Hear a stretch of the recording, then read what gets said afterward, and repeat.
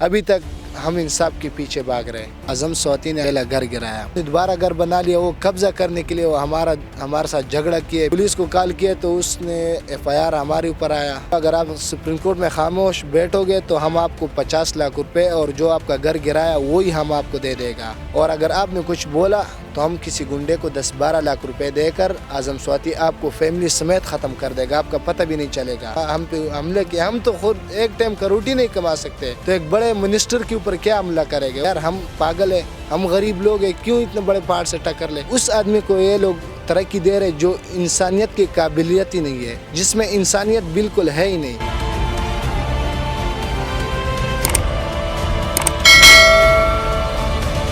अस्सलाम वालेकुम नाजरीन, आप देख रहे हैं औसाफ डिजिटल और मैं हूं रुकैया नईम।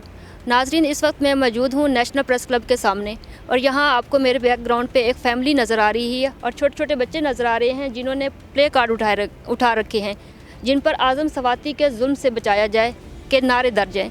इनके साथ क्या हुआ है, कैसे हुआ है, आइए ये उनसे जान लेते हैं। अस्सलाम वालेकुम। वालेकुम सलाम।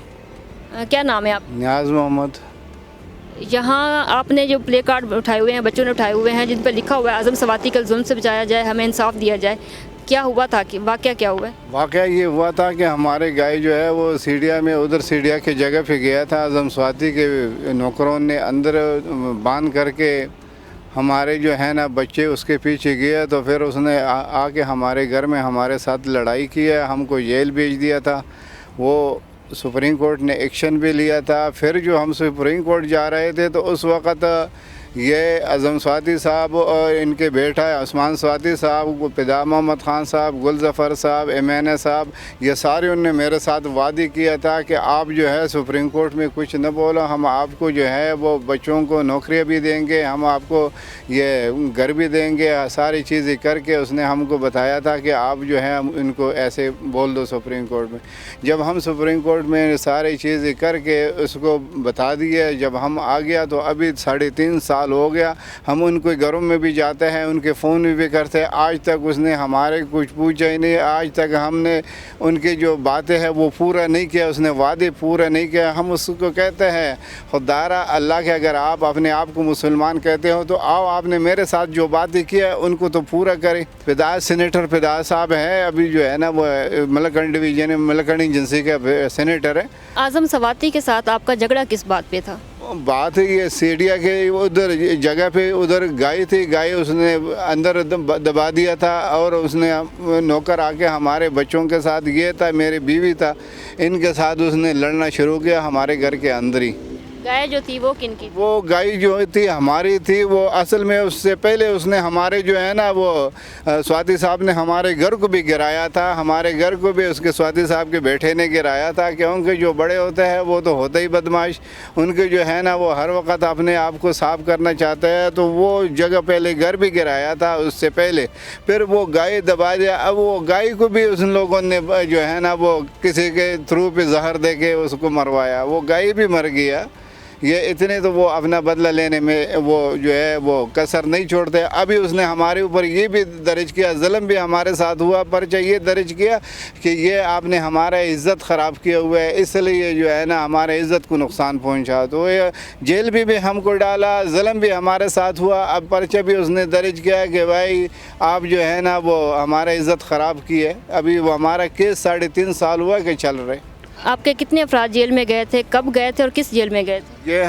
ये अडियाला जेल गए और 2018 26 अक्टूबर 2018 को गए थे। अभी तक जो है ना वो 5 बंदे हैं, एक बेटी थी, एक बीवी थी और एक मैं था और 2 बेटे थे, ये सारे जेल गए थे। आप लोग रह कहाँ रहे हो? जैसे आप बता रहे हैं कि आपका घर भी गिरा दिया गया था, क्या आपने दोबारा घर बनाया? अभी कहाँ रह रहे हो? हम उनके पास पड़ोसी में इनके साथ ही रह रहे हैं, अभी तक उसी कच्चे झोंपड़ियों में रह रहे हैं, उधर ही रह रहे हैं। मगर वो दूसरा घर जो पहले था वो गिरा दिया था हमने, वो दूसरा उधर झोंपड़ी जो है ना वो कच्चे जगह बना के उधर ही रह रहे हैं हम।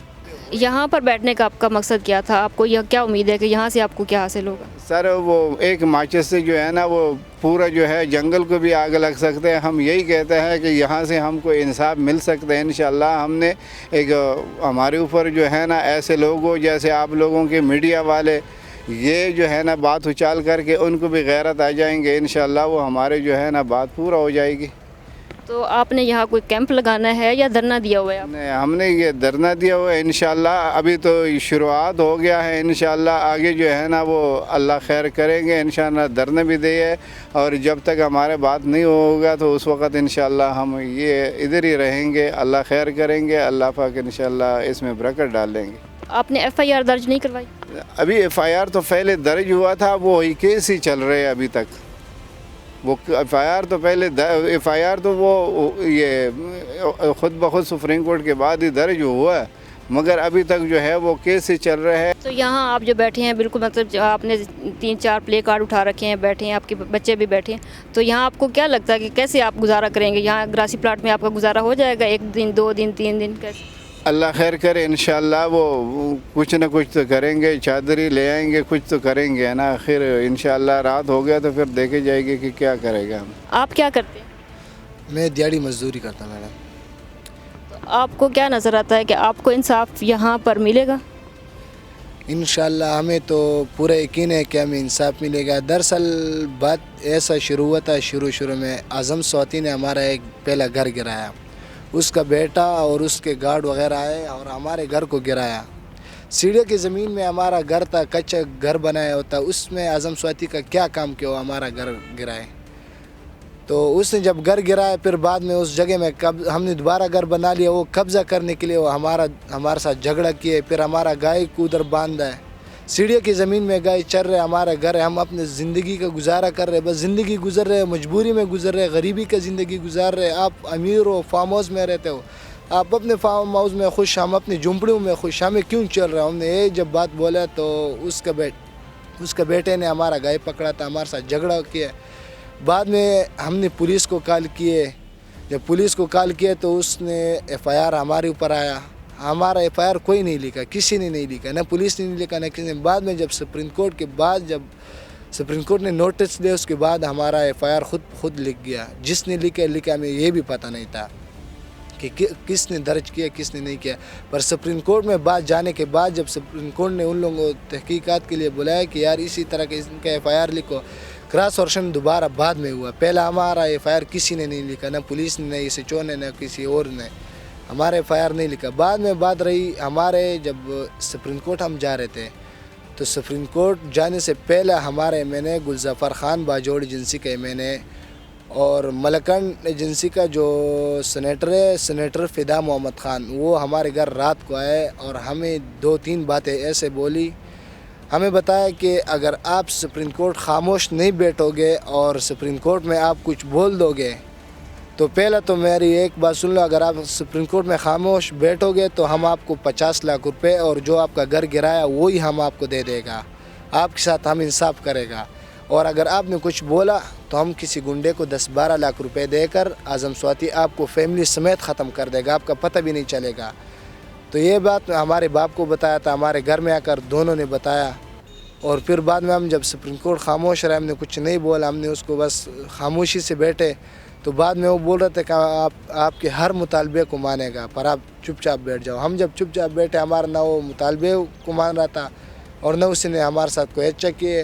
ابھی تک ہم انصاف کے پیچھے بھاگ رہے، کچہریوں میں جائے تو ہمیں بولتے کہ یار آپ لوگوں نے ہماری عزت خراب کی ہے، یار ہم نے عزت کہاں پہ خراب کی ہے؟ وہ بولتے آپ لوگوں نے ہم پہ حملے کیے، ہم تو خود ایک ٹائم کا روٹی نہیں کما سکتے تو ایک بڑے منسٹر کے اوپر کیا حملہ کرے گا؟ وہ بولتے آپ نے ہمارے اوپر حملہ کیا تھا، ہمارا ریفل چھینا تھا۔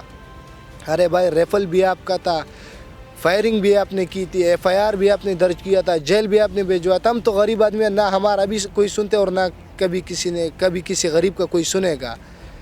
ہمارا صرف سپریم کورٹ چیف جسٹس سے یہی درخواست ہے کہ آپ مہربانی کریں، آپ نوٹس دوبارہ لیں اور ہمیں انصاف دیں۔